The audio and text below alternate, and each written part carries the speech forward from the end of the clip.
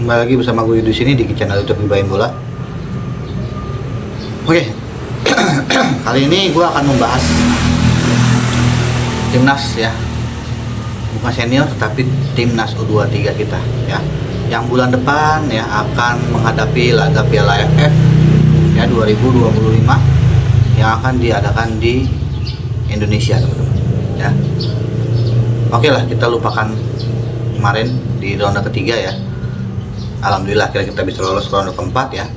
Walaupun kemarin pertandingan terakhir kita dibantai habis 6-0 oleh Jepang, tapi itu merupakan suatu evaluasi ya dari untuk PT Clifford ya, agar di ronde 4 nanti kita bisa lolos ke Piala Dunia 2026, teman-teman.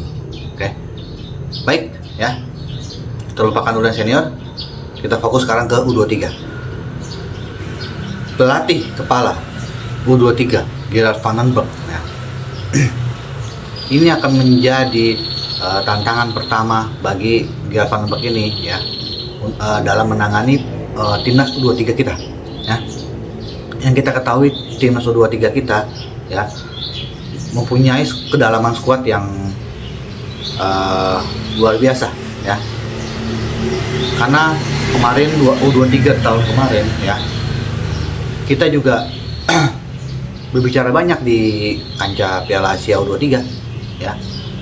Kita bisa lolos langsung ke juara ketiga ya, semifinal, tetapi kita tidak mendapatkan peringkat 3 ataupun keempat, dan kita tidak lolos ke Olimpiade digalakkan oleh China ya. Nah, inilah yang menjadi kesempatan untuk Gerard van den Berg ya menangani U23 ini ya. Yang kita ketahui U23 itu mempunyai kedalaman skuad yang sangat banyak ya. Situ ada Jens Reven, Doni Tripamungkas, Kadek Arel ya. Dua pemain diaspora kita, Tim Gespen dan Dion Max ya. Dan ada Tony Firmansyah juga ya. Kemungkinan besar ada Marcelino, ada Ivan Jenner, ada Rafael Struijk, ada Justin Hapner ya. Kiper ada Cahya Supriyadi, Dava Fasya ya, dan Ikram Al-Ghifari ya. Itu merupakan pemain-pemain yang menjadi kedalaman skuad U23. Tetapi ya di U23 AFF ini ya kita belum tahu resminya Gerard van den Berg itu memanggil siapa aja pemain yang akan melakukan pertandingan di Jakarta nanti ya. Target dari PSSI yaitu juara di U23 ini, karena nanggung ya teman-teman. Ini kita tuan rumah, kita harus mendapatkan piala di tanah air kita ini ya, di tuan rumah kita ini ya. Jadi Gerard van den Berg harus bisa fokus untuk menjadi juara di Piala AFF ini. Walaupun Piala AFF ini tidak masuk kalender FIFA ya, pasti banyak pemain-pemain kita seperti Marcelino, Ivan Jenner, Justin Hapner, Rafael Struijk ya, yang kemungkinan besar tidak diizinkan oleh klubnya. Tapi nanti tergantung dari lobby-lobby dari PSSI dan juga Gerard van den Berg sendiri, karena ini suatu kebutuhan tim ya, yang tidak bisa dianggap sebelah mata. Walaupun Piala AFF itu satu grup dengan Malaysia, Filipina, dan Brunei. Yang kita ketahui, pertandingan pertama kita menghadapi Brunei, pertandingan kedua kita menghadapi Filipina, dan pertandingan ketiga kita menghadapi Malaysia ya. Di atas kertas ya, tim Indonesia difavoritkan menjadi finalis ataupun juara. Di samping itu ada Vietnam dan Thailand ya. Tapi target PSSI tidak main-main, harus menjadi juara. Maka dari itu tugas berat yang dibebankan oleh Gerard van den Berg ya untuk melatih U23 kita ini ya. Ini merupakan kesempatan terbaik bagi pemain-pemain U20 ya untuk bisa naik level ke U23, seperti Weber Jardim ya.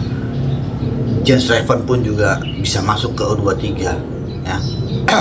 Kadek Arel juga bisa masuk, karena Kadek Arel juga punya tumpuan di U20 ya.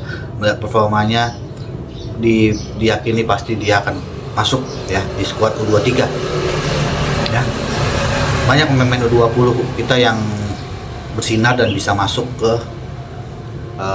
pelatihannya di Gerd Van den Berg ini. Nah, jadi tidak usah khawatir untuk kedalaman skuad.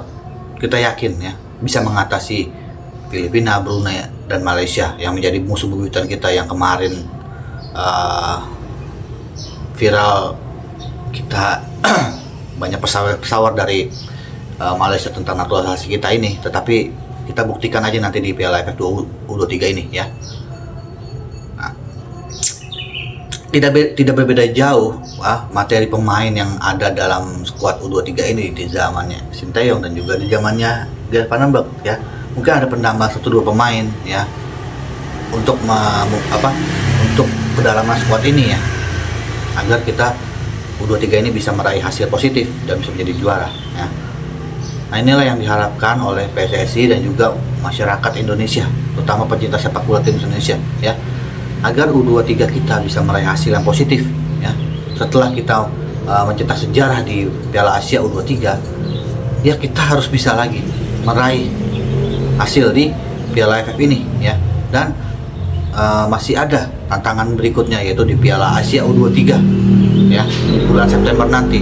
Tapi kita tetap fokus dulu di AFF ini ya. Kita meraih hasil positif ya, yang untuk pemain-pemainnya juga bisa menunjukkan kualitas yang terbaik agar bisa masuk ke skuad timnas Indonesia U23 ini, teman-teman ya. Itu akan diadakan di bulan Juli ya, di GBK, Stadion Kebanggaan kita ya. Jadi PSSI dan juga staf pelatihan mengharapkan ya supporter Indonesia berbondong-bondong datang ke GBK untuk mendukung ya timnas U2 kita ini ya. Karena kan kemarin kita euforia kita di timnas senior kita kualifikasi Piala Dunia. Nah, sekarang kita ya support Garuda Muda kita, timnas U23 kita dalam menghadapi laga di Piala AFF ini, baik melawan Brunei, Filipina, dan terakhir melawan Malaysia ya. Itu dibutuhkan karena untuk membangkitkan semangat dan memeriahkan ya stadion agar pemain-pemain kita bisa motivasi ya, bisa menunjukkan kualitas terbaik mereka ya, agar kita bisa meraih positif di kandang kita sendiri dan bisa menjadi juara, teman-teman ya. Oke teman-teman, kita tunggu aja list pemain yang akan diturunkan oleh dibawa oleh Gerd Van den Berg ini untuk Piala AFF U23 teman-teman ya. Baik teman-teman, sekian dulu dengan gue Yudi, salam olahraga.